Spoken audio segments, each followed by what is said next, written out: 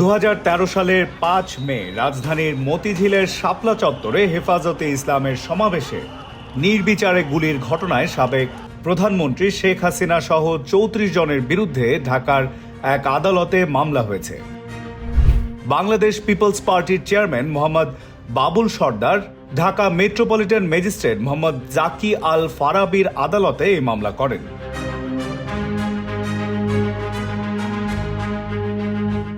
শুনানির পর ম্যাজিস্ট্রেট অভিযোগকারীর বক্তব্য রেকর্ড করেছেন এবং এ বিষয়ে আজই পরবর্তী আদেশ দেবেন।